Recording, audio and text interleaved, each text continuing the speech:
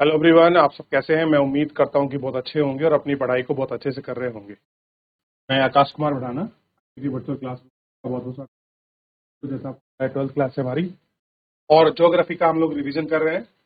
और इसी में हमारा चैप्टर नंबर 3 है आज। तो चैप्टर नंबर 3 आपके सामने है मानव विकास। हम लोग ह्यूमन डेवलपमेंट को पूरा पढ़ चुके हैं, चैप्टर को अच्छे से देख लिया था। तो सबसे पहले आप मुझे बताइए, कितने बच्चों को मानव विकास के बारे में पता कि मानव विकास क्या है, क्या उसकी अवधारणा है, कैसे आप उसको देखते हैं, क्लियर है। और आप कैसे मानव विकास को देखते हैं। तो पहला क्वेश्चन जो है वो ये, मानव विकास जो है तो देख रहे हैं। तो मानव विकास में सबसे पहले आप देखिए, दो शब्दों से जुड़ा है, वृद्धि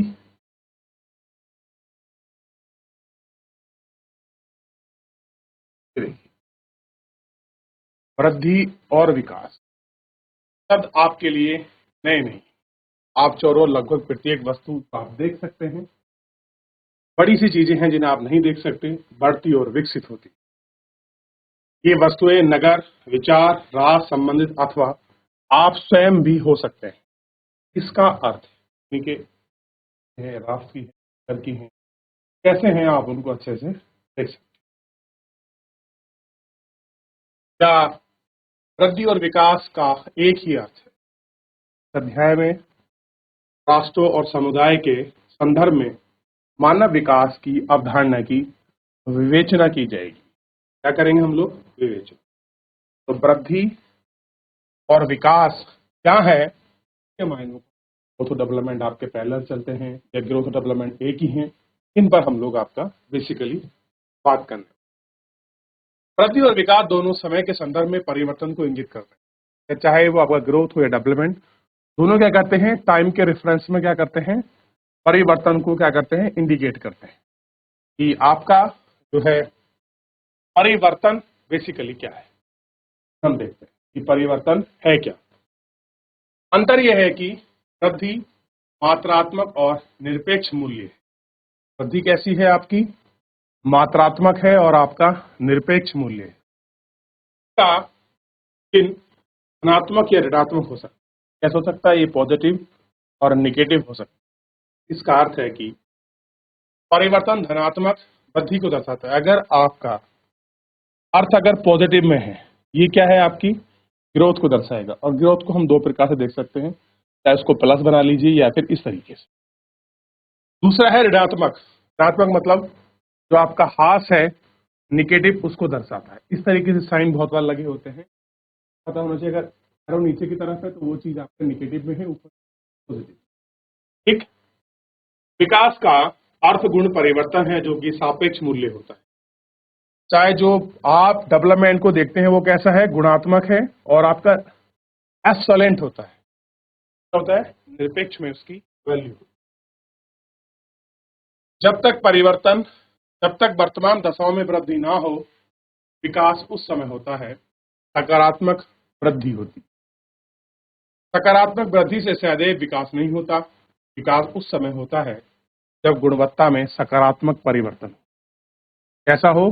गुणवत्ता में सकारात्मक परिवर्तन। उदाहरण के लिए, किसी निश्चित समय अवधि में कि किसी नगर की जनसंख्या 1 लाख या 2 लाख, ऐसा हो 1 लाख या, तो हम कहते हैं कि नगर की तीव्र वृद्धि हुई। फिर भी यदि आवास जैसी मूलभूत सेवाओं की व्यवस्था तथा अन्य विशेषताएं पहले जैसी है, वृद्धि के साथ विकास नहीं हुआ है या जुड़ा हुआ। क्या आप वृद्धि और विकास को अंतर करना चाहते हैं? तो कुछ एग्जाम्पल, आप ग्रोथ में, डेवलपमेंट, कुछ अगर आप अंतर करना चाहते हैं तो उसके बीच में कुछ चीजें हैं जिनको हम देखें और इनमें हम बात करें। सबसे पहले आप इनको देखिए, आपका हुंडा होनर्स 2004 और बड़ा 8 दिसंबर 2000। ठीक। नगरों की वृद्धि ऋणात्मक भी हो सकती है, यानी कि जरूरी नहीं कि नगरों में जनसंख्या बढ़े, ये भी हो सकती है। और कहीं नहीं, आपके निगेटिव। सुनामी के प्रभाव के कारण फोटो लिया गया है, पहले ऐसा था फिर सुनामी है, ऐसा चला। यह देश, जिस देश की अर्थव्यवस्था में जितनी बड़ी होती है उतना ही अधिक विकसित यानी कि अगर किसी देश की अर्थव्यवस्था जितनी बड़ी होगी उसको क्या कहेंगे कि भैया ये आपका डेवलपमेंट है। आप देखते हैं ना, जैसे यूएस है, जर्मन है, जापान है, इनकी डेवलपमेंट जो कंट्रियां हैं, इनकी हम अर्थव्यवस्था को देखते हैं और इनकी अर्थव्यवस्था को देखने के साथ हम क्या बोलते हैं, ये जो है आपका डेवलपिंग कंट्री। यानी कि पॉपुलेशन के बेसिस पर कभी हम ये मेजर नहीं कर सकते कि कंट्री कैसी डेवलप। हम किसके बेसिस पर करते हैं, इकोनॉमिकली कितनी स्ट्रांग है, क्लियर है, उसके आधार पर हम लोग करते हैं। ठीक। अच्छा, इकोनॉमिकल स्ट्रांग होगा तो क्या लोगों को फायदा मिलेगा? देखिए, उसको उतना ही मजबूत बनाता है, इसमें अधिकांश लोगों के जीवन में परिवर्तन को से संबंधित नहीं। ग्रोथ का अधिकांश लोगों के जीवन से परिवर्तन संबंध नहीं। ग्रोथ होगी, लोगों का विकास होगा, कोई रिलेटिवली चीज। किसी देश में लोग जीवन की गुणवत्ता का आनंद लेते हैं, जो अवसर उपलब्ध हैं और जिन स्वतंत्रताओं का वे भोग करते हैं, विकास में महत्वपूर्ण पक्ष हैं। यह विचार करना आपका कोई नया नहीं। पहली बार इन विचारों को दशक अंत और 90 के दशक के प्रारंभ में स्पष्ट किया गया था। इस संबंध से दो दक्षिणी एशिया शास्त्री महबूब उल हक और अमित सेन कौन थे? महबूब उल हक और अमित।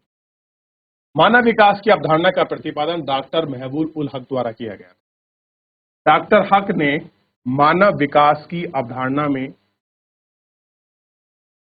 एक विकसित रूप के विकल्प में वृद्धि है। अब देखिए, समझने का प्रयास कीजिए, डेवलपमेंट हम किसी मानव का कैसे मानेंगे, की अवधारणा क्या है? उसका बताया कि डॉक्टर महबूब उल हक, इन्होंने एक प्रतिपादन किया और उसको डॉक्टर हक मानव विकास के वर्णन के रूप में विकास किया। क्योंकि अगर आप किसी को डेवलपमेंट मानते हैं तो आपके डेवलपमेंट के क्या आपके पैरामीटर्स हैं, तो उसमें बताया गया था बेसिकली अगर आपके ऑप्शंस में वृद्धि होती है, अगर आपके विकल्प में अगर आपका वृद्धि होती है, उसी को हम कहेंगे। ठीक, उनके जीवन में अगर आपका सुधार आता है हम उसको डेवलपमेंट कहेंगे। इस अवधारणा में सभी प्रकार के विकास का केंद्र बिंदु मनुष्य है। यानी कि मेन सेंट्रल पॉइंट कौन है? तो मेन सेंट्रल पॉइंट पर है आपका मनुष्य। विकास किससे जुड़ा है? डेवलपमेंट किससे जुड़ा है? मानव से। ग्रोथ किससे जुड़ी है? मानव से। तो मेन मुख्य केंद्र बिंदु कौन है? मानव। विकल्प स्थिर नहीं है, यानी कि आज एक हो सकते हैं, कल चार हो सकते हैं, शायद ना भी हो, यानी कि इनको कॉन्स्टेंटली एक, बल्कि परिवर्तनशील है। परिवर्तनशील का मतलब है उनमें चेंजिंग आती रहती है। इसका उद्देश्य मूल ऐसी दशाओं में उत्पन्न करना है जिन्हें सार्थक लोगों का जीवन व्यतीत कर सकते, यानी कि सार्थकता क्या है जीवन की, कैसे उनको देखेंगे, इस चीज पर हम लोग। सार्थक जीवन केवल दीर्घ नहीं होता, जीवन का कोई उद्देश्य भी होना आवश्यक। अब अगर आपका केवल आप लंबा जीवन जिए तो नहीं, उसका कुछ सार्थक मीनिंग हो, आप अच्छे से जिए, ऐसी ये सारी चीजें हैं परिवर्तन के ऑप्शन में। इसका अर्थ है कि लोग स्वास्थ्य को अपने विवेक और बुद्धि के विकास कर सकते हैं, वे समाज में प्रतिभा करेंगे और अपने उद्देश्यों को पूरा करने कैसे हैं, अपने स्वतंत्र हैं अपनी चीजों को लेकर।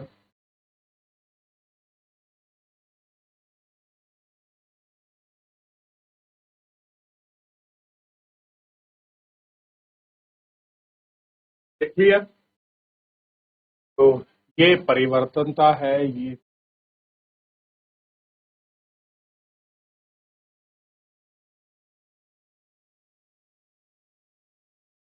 अब देखिए, क्या आप जानते हैं कि डॉक्टर महबूब उल हक और प्रोफेसर अमर्त्य सेन घनिष्ठ मित्र थे और डॉक्टर हक के नेतृत्व में दो आरंभिक मानव विकास प्रतिवेदन निकलने के लिए कार्य किया।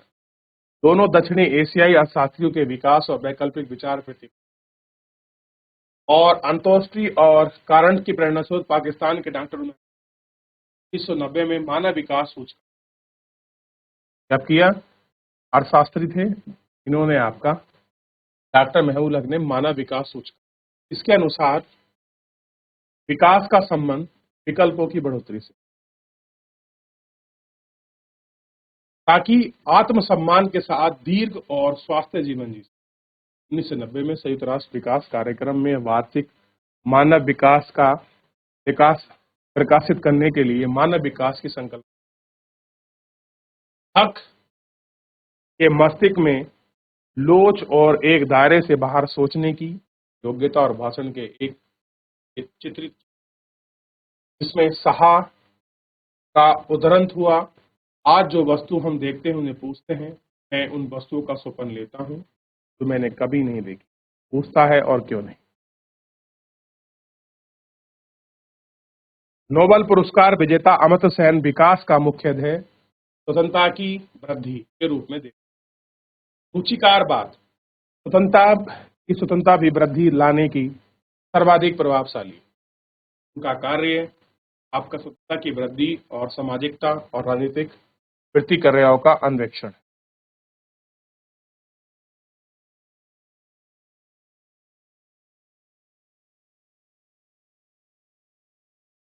ठीक, इन अर्थशास्त्रियों का मील का पत्थर साबित हुआ।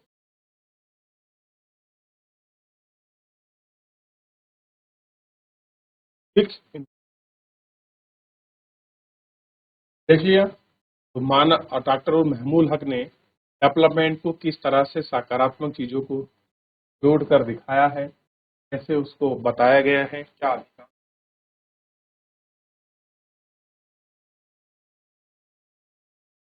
देख लिया।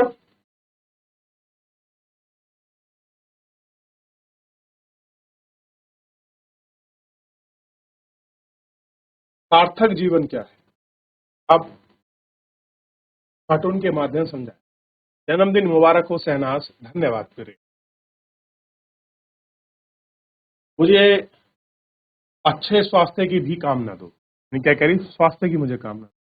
मैं स्कूल में पढ़ाई पूरी करके कॉलेज जाना। ठीक, मैं कुछ लायक बनना चाहती हूँ। अच्छा, तब तो तुम एक सार्थक जीवन जीना चाहती। कैसे करती हो? तब तुम एक आपका सार्थक जीवन, अगर कोई व्यक्ति के ये चीजें इससे प्रत्यक्ष और अप्रत्यक्ष रूप से बाल लिंग अनुपात में गिरावट के मुद्दे को समझने के लिए भारत सरकार ने बेटी बचाओ बेटी पढ़ाओ कार्यक्रम शुरू किया। अपने साथियों के साथ चर्चा करते हुए यह लड़की कैसे और अधिक सार्थक स्वस्थ जीवन ले सकती, इसके विषय में आप इनमें से कौन सा जीवन सार्थक। अब 1 वर्ष बाद आपने क्या कहा, क्या देखा, मृत अथवा आपके कारावास। मुझे आशा है कि मैं कैंसर से रोगों का मुफ्त एक सस्ता और आधुनिक इलाज करूंगा और प्रभावशाली इलाज करूंगा। दीर्घ एवं स्वास्थ्य जीवन जीना, ज्ञान प्रतिज्ञा कर पाना, उत्कृष्ट जीवन जीने पर्याप्त संसाधनों का होना मानव विकास में सर्वाधिक महत्वपूर्ण। कैसा है, आप लंबा जीवन जिए, स्वस्थ जीवन जिए, ज्ञान प्राप्त कर सके, ठीक, और शिष्टाचार जीवन जिए, आपको जितने रिसोर्सेज जरूरत है वो आपको मिले। ये मानव विकास में डेवलपमेंट के सर्वाधिक महत्वपूर्ण पक्ष है। कैसे हैं सर्वाधिक पक्षों टू डेवलपमेंट? संसाधनों तक पहुंच, स्वास्थ्य और शिक्षा मानव विकास के केंद्र बिंदु। कैसे हैं मानव विकास? इन पक्षों में प्रत्येक को मापने के उपयुक्त सूचकों का विकास किया है। आप ऐसे कुछ सूचक के बारे में सोच सकते हैं, अरे ऐसे कुछ सूचक हैं जिनके बारे में आप प्राय लोगों ने अपने मूलभूत विकल्पों को तय करने की क्षमता और स्वतंत्रता नहीं होती है। ज्ञान प्राप्ति के लिए अक्षमता और भौतिक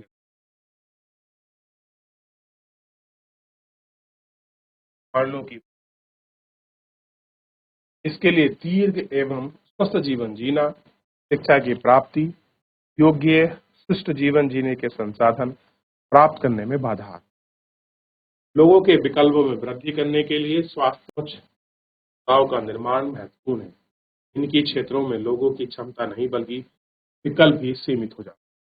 अरे क्षमता ही नहीं है, केवल विकल्प भी क्या होते हैं इंसान के, सीमित हो जाते हैं।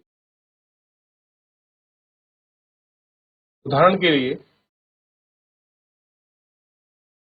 एक अशिक्षित बच्चा डॉक्टर बनने का विकल्प नहीं चुन सकता। अगर कोई बच्चा शिक्षित नहीं है वो डॉक्टर कैसे बन सकता है? क्योंकि उसका विकल्प शिक्षा के अभाव में सीमित हो गया। अगर आपने शिक्षा नहीं ली है तो आपके जीवन में केवल 10% विकल्प खुलते हैं, और शिक्षा है तो आपके पास बहुत सारे विकल्प। इसी प्रकार निर्धन लोग बीमार में अगर चिकित्सा उपचार नहीं चुन सके क्योंकि संसाधन के अभाव में उनका विकल्प सीमित हो जाएगा। आप अगर गरीब हैं, नहीं कर पाया, तो स्वास्थ्य संबंधी विकार हो जाएंगे और उसको वो चीजें आपको, ये सारे ऐसे फैक्टर्स हैं, सारी ऐसी चीजें।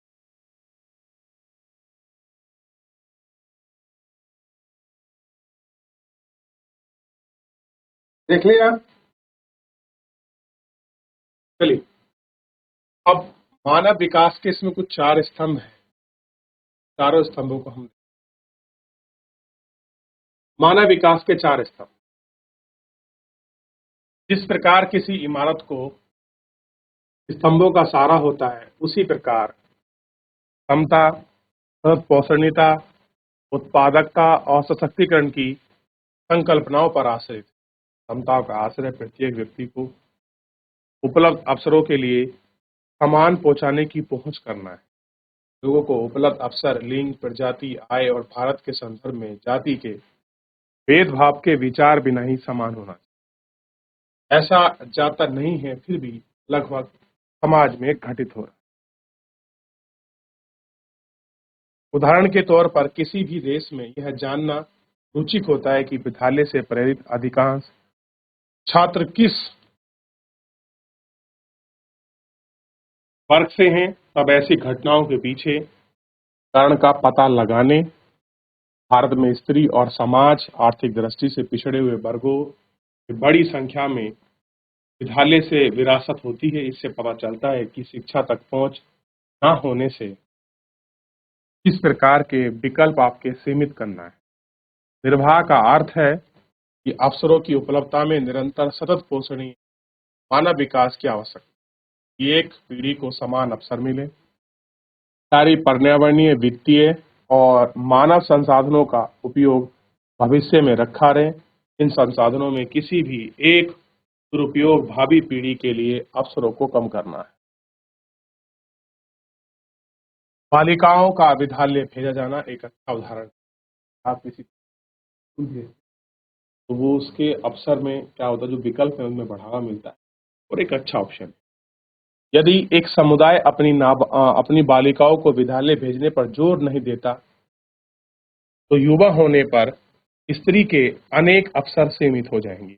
वो पढ़ नहीं पाएगी, वो उस तरह के समाज को जानने का अभाव रह जाएगा जो वर्तमान में प्रासंगिक है, या किस प्रकार के समाज की जरूर उत्थान हो रही है। उन सब चीजों, उनकी वृत्तिकाओं विकल्पों में तीव्र छटनियां हो जाएंगी। उनके जीवन में पक्षपात प्रभाती होंगे। प्रत्येक पीढ़ी को अपनी भावी पीढ़ी के लिए अवसर और विकल्पों की उपलब्धता को सुनिश्चित करना चाहिए।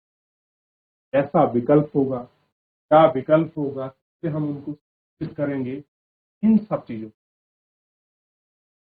और एक एक करके हम लोग बात कर लेंगे।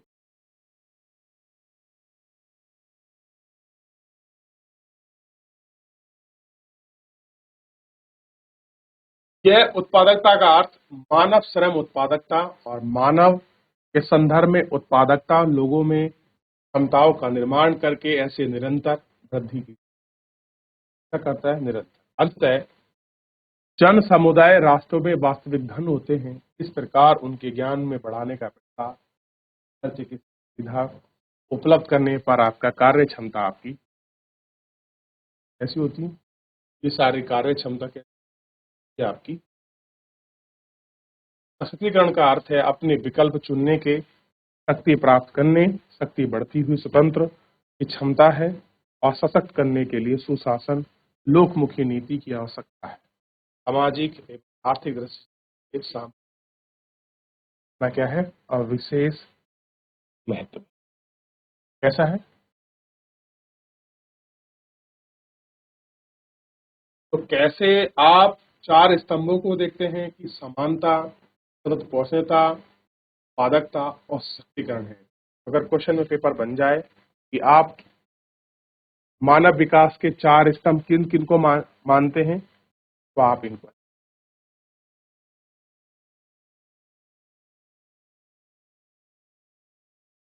हो गया। तो ये डेवलपमेंट के चार हैं और सशक्तिकरण का अर्थ आप देख चुके हैं, और इसी में साथ में उत्पादकता पर भी। फिलहाल आज इतना ही रखिए, रिवीजन का एक बार पढ़ के आइए, थोड़ा करके आइए, और 5-7 क्वेश्चन को अपने पास से बनाने की कोशिश करो, कुछ मॉडल आंसर की। ठीक है, चलिए।